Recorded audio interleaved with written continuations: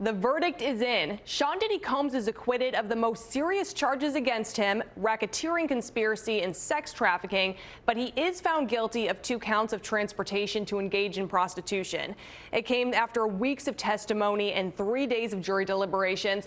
To help us unpack the verdict, we have University of New Haven Associate Professor Robert Sanders. Robert, thanks for being here today. Glad to be with you, Tammy.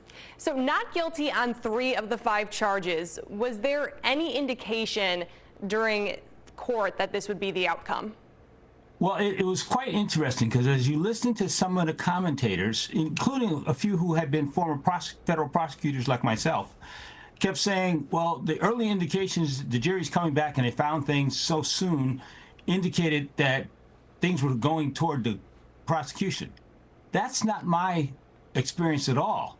An early return, in my experience as a prosecutor, weighs heavily toward the defense because they looked at what the prosecution presented and said, it doesn't cut the mustard. We have reasonable doubt, and they moved on.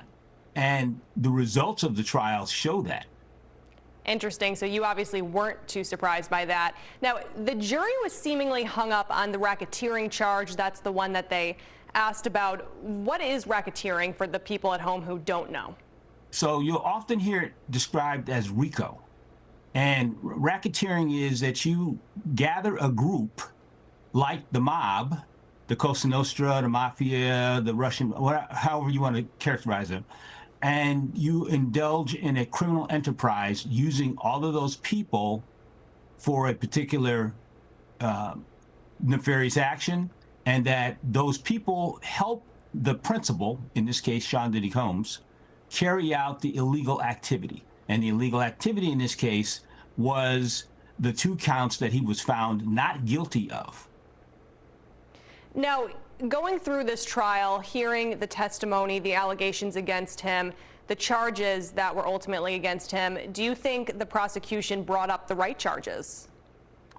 Well, that's a very interesting and good point. One of the things that people are now saying, did they overcharge? In light of the forensic attitude and forensic nature, and particularly that video of Sean Diddy Combs physically assaulting one of the victims, did that cause the prosecution to get a little bit over their skis and overcharge?